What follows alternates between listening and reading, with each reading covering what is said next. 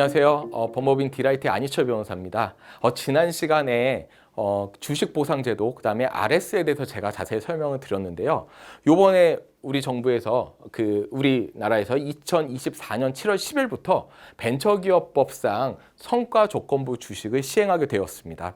그게 그동안 스톡옵션이 여러 가지 제한이 많고 하다 보니까 RS라는 Restricted Stock이라는 제도를, 미국식 제도를 벤치마킹해서 우리나라가 그동안 해왔, 많은 기업들이 해왔거든요. 다만 그게 배당 가능이 있어야지만, 기업의 배당 가능이 있을 때만 자기 주식을 취득할 수 있다 보니까 굉장히 그걸 배당 가능 이익이 풍부하게 있어서 자기 주식을 취득 후에 주식을 임직원이나 뭔가 피부여자한테 부여할 수 있는 그런 스타트업들이 많지가 않았어요. 그러다 보니까 배당 가능이 없으면 RS 제도를 이용할 수 없지 않냐, 뭔가 제도적 개선이 필요한 거 아니냐라는 그런 목소리가 많았습니다.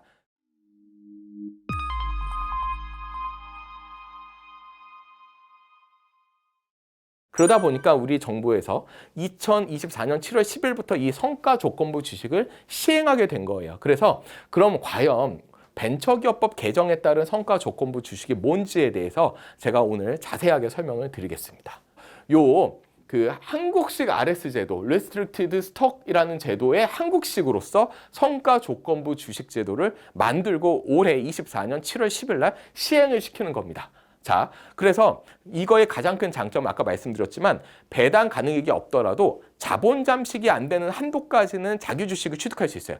다만 이렇게 취득한 자기 주식은 이렇게 성과 보상, 그러니까 성과 조건부 주식으로 이용을 해야 된다라는 걸 아셔야 돼요. 그래서 자, 이렇게 보시면요. 기본적으로 아까 말씀드렸죠. 회사가 만약에 자기 주식을 취득하고 있다면 그냥 이사회 결의를 통해서 그 주식을 부여함으로써 스톡 그랜트 또는 RS 제도로서 이용을 하면 돼요.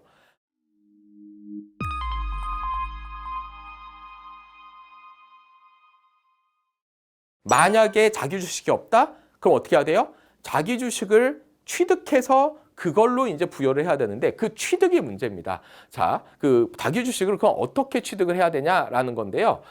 기본적으로 자기 주식을 보유하고 있지 아니한 경우에는 상법상 주주총회 결의를 통해서 이렇게 주총 결의를 통해서 자기 주식을 취득해야 됐어요. 이때 아까 계속 반복하지만 배당 가능 이익이 없으면 취득을 못 한다라는 거예요. 자, 그 다음에 아까 RS 제도는 그럼 만약에 취득했다고 쳐요. RS 제도는 그리고 주식 매수 선택권 제도 같은 경우에는 부여 수량이나 부여 대상자나 최소 행사 기간이나 행사 가격 같은 제한이 스톡옵션은 많은데 아까 RS 제도는 이런 제한이 하나도 없다라고 제가 말씀드렸잖아요. 자, 그래서 기본적으로 RS 제도는 이러한 장점이 있다. 다만 자기 주식 취득의 문제가 있다. 이런 단점이 있는데 그럼 과연 벤처기업법 개정안은 어떻게 이걸 갖다 혜택을 줬을까라는 거예요.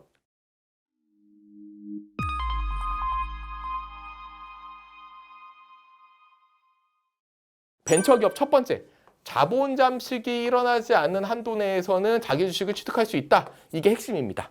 즉, 성과 조건부 주식을 부여하기 위해서 자기 주식을 취득할 때 취득을 할 수 있는데 그때 배당 가능이익이 아니야. 그냥 자본 잠식만 일어나지 않으면 돼. 라는 식으로 법 개정이 된 겁니다.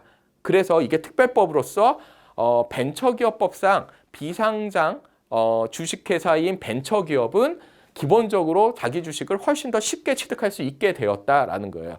이게 바로 이 개정안의 핵심이다라는 겁니다. 자, 근데 이렇게 벤처기업법상 성과조건부 주식이라는 제도가 생겼거든요.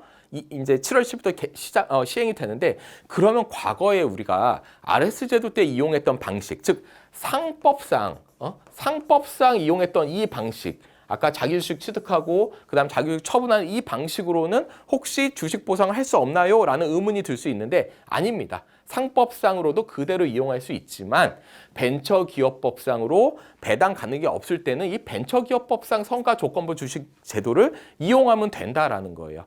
근데 그러면 모두가 다 벤처기업법상 당연히 성과조건부 주식 제도를 이용하지 않을까라는 생각을 하실 텐데 네. 자, 벤처기업법에 따라서 부여할 때는 뭔가 까다로운 제한이나 절차나 조건들이 있긴 해요. 즉 상법도 까다로운 게 있는데 상법에서의 가장 큰 문제는 자기주식 취득할 때는 배당 가능이 있어야지만 취득할 수 있다는 게 가장 까다로웠어요.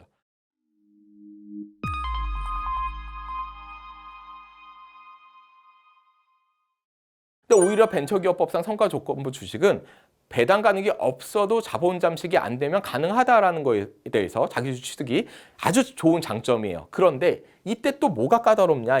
결국에는 하나하나 각각 까다로운 게 하나씩 있어요. 뭐냐면 첫 번째, 성과 조건부 주식 교부 계약을 체결하기 위해서는 정관에 해당 내용에 대해서 규정을 하고 있어야 되고요. 등기를 해야 됩니다. 자, 이거야 뭐 하면 돼요. 두 번째, 성과 조건부 주식을 교부하려면 아까 전에 상법상은 이사의 결의를 그냥 교부하면 되거든요. 이제는 주총 특별 결의를 해야 됩니다. 주총 특별 결의. 자, 그다음에 세 번째, 그다음 절차는 성과 조건부 주식 교부 계약을 체결해야 된다라는 거고 이건 체결을 하면 되죠. 그리고 나서 신고를 해야 됩니다. 중기부에. 이 네 가지 절차를 통해서 우리가 성과 조건부 주식을 교부할 수 있다라는 건데 일단은 상법상 교부할 때하고 차이점. 일단 정관에 규정이 되어 있고 등기가 돼야 된다. 두 번째, 이사의 결의가 아니고 주총 특별 결의다. 여기서 큰 차이가 있다라고 보시면 돼요. 자, 그러면 이제 정관 규정 및 등기는 기본적으로 벤처기업법에서 이렇게 정하고 있습니다. 요런 몇 가지 사항들을 갖다가 정관에 이렇게 딱 기재를 하셔야 돼요라고 되어 있기 때문에 나중에 이 사항들을 정관에 기재를 하고 등기를 하면 뭐 문제가 없다. 이건 그렇게 실무적으로 어렵지 않아요. 또한 주총 특별결의를 거쳐야 된다. 이거는 이제 어쨌든 간에 이사의 결의가 아니라 주총 특별 결의라는 점에서는 상법상 자기주식 처분할 때하고는 큰 차이가 있다라는 거고 이 주총 특별 결의를 거칠 때 요 크게 세 가지 사항에 대해서 명확히 기재해서 의사록을 남겨놔야 된다라고 보시면 됩니다. 자, 그 다음에 이게 이제 두 번째까지의 절차고 세 번째는 그 계약을 체결하는 건데요. 그 전에 그러면은 누구한테 자기 주식을 교부할 수 있냐, 성과 조건부 주식을 누구한테 교부할 수 있냐, 이 문제가 이제 되게 중요한 문제예요. 왜냐하면 아까 전에 제가 말씀드린 것처럼 여기 보면 성과 조건부 주식 교부를 하려면 주총 특별 결의를 해야 되는데 여기서 교부 계약을 체결할 자의 성명, 그렇죠? 성명과 그다음 몇 주를 교부할 것이냐, 그다음에 조건은 뭐냐, 요거를 갖다 이제 우리가 규정을 해야 돼요.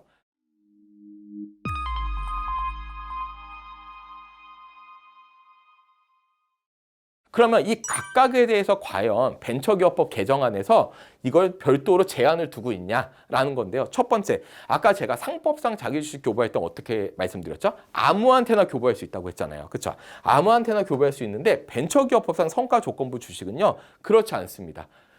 임직원 중에서 기업의 설립 또는 기술 경영의 혁신 등에 기여하였거나 기여할 능력을 갖춘 자한테만 교부할 수 있어요. 자, 이런 점에서 외부인한테는 교부를 못한다. 굉장히 큰 겁니다. 그 외에도 그 다음에 임직원이 아닌 외부인과 임직원 중에 특수관계인은 아예 제외가 되어 있습니다. 그래서 굉장히 이 점에서 약간 너무나 큰 제약이 있고 제한적 요소가 있다는 거예요. 그래서 나는 임직원 외에 제3자한테 부여하고 싶은데 라는 생각을 많이 하죠. 제3자. 그러다 보니까 이럴 바에는 어떻게 해야 된다? 벤처기업법상 성과 조건부 주식 제도를 이용하지 말고 상법상 그냥 자기주식 교부해서 상법상 RS 제도를 이제 이용하는 게 훨씬 나을 수 있다라는 거예요. 이런 문제가 있을 수 있다라는 겁니다. 그 다음에 그러니까 여기 제가 말씀드린 것처럼 임직원 외자한테 성과 조건부 주식을 부여하고자 한다면 벤처기업법이 아닌 상법에 따라 부여할 수밖에 없을 거다라는 거. 다만 근데 임직원 외자한테 부여하고 싶어서 사실 RS 제도를 이용한 경우가 되게 많거든요.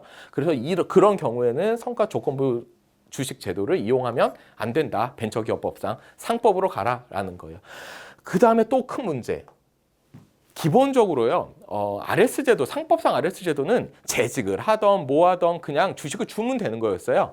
그런데 요 성과 조건부 주식은 벤처기업법에서 2년 이상 재임, 주총 결의일로부터 2년 이상 재임 또는 재직해야 된다는 제한이 있습니다. 이거는 스톡옵션 제도하고 똑같거든요. 스톡옵션도 2년 이상 재직해야 돼요. 자, 그러다 보니까 그러면 나는 2년 이상 재직하는 요건을 안 주고 그냥 얘 매출에 대해서 우리 회사 매출이 얼마면 주식 줄게. 너 그냥 1년만 근무하면 내가 주식 줄게. 라는 식의 RS 제도를 이용할 거면 또 벤처기업법이 아니라 또 상법에 따라서 할 수밖에 없다. 상법에 따라서 할 수밖에 없고 그냥 우리 회사는 배당 가능익이 없고 다만 자본 잠식이 일어나지 않는 범위 내에서 자기 주식을 취득해서 뭔가 성과 조건부 주식을 주고 싶어라고 하면 그때는 그냥 벤처기업법상 성과 조건부 주식을 이용하시면 된다라는 거예요. 이해 가시죠? 그래서 이 부분이 되게 중요해요. 일반적인 상법상 RS는 2년 이상 재직 요건 이런 거 없다. 막 그냥 조건을 자유롭게 정해서 주면 된다. 벤처기업법상 7월 10일부터 시행되는 이 성과조건부 주식은 2년 이상 임직원한테만 부여해야 된다라는 제한이 있다는 거 주의하셔야 돼요. 자,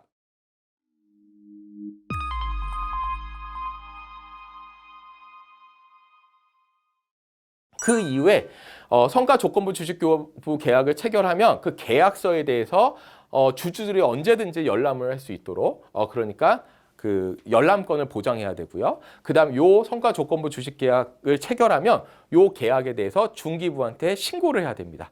다만 여기서 사실 스톡옵션 주식 매수 선택권도 중기부 장관한테 중소벤처기업부 장관한테 신고를 하도록 되어 있는데요.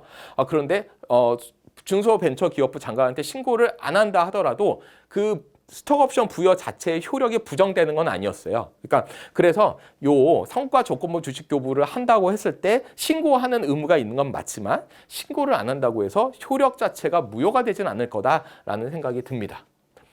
자, 그 다음에 우리 성과조건부 주식교부를 위해서 아까 말씀드린 것처럼 자 계속 오늘 가장 핵심이죠. 자.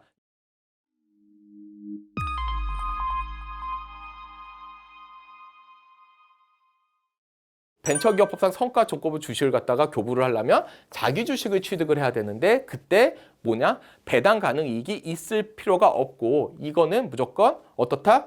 이 배당 가능 이익이 아니라 자본 잠식이 안 되게끔만 우리가 하면 된다. 여기 보시면 법조항에서 이렇게 돼 있습니다.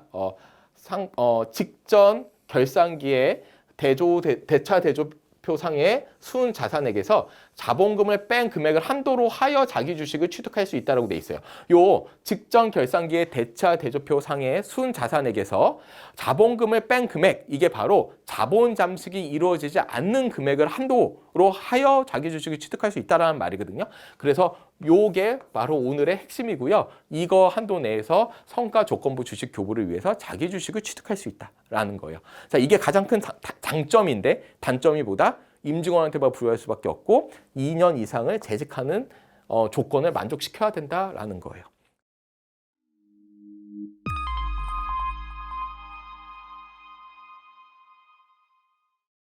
그러면 이제 세금 같은 경우에는 어떻게 해야 되냐? 세금 같은 경우에는 아까 그 주식 보상 제도하고 똑같습니다. 아직 요 성과 조건부 주식에 대해서 조세 특례나 뭔가 과세 특례 같은 제도가 마련되어 있지 않아요. 아직은. 그러니까 사실 요게 조세 특례가 없다라는 게 아직은 좀 아쉬운 점이고요. 이게 만약에 생기면은 상법상 자기 주식을 취득해서 처분해서 교부하는 거 외에 세금을 아끼기 위해서라도 성과 조건부 주식 제도를 이용할 가능성이 더 커지지 않을까라는 생각이 듭니다. 그래서 아까 말씀드렸죠.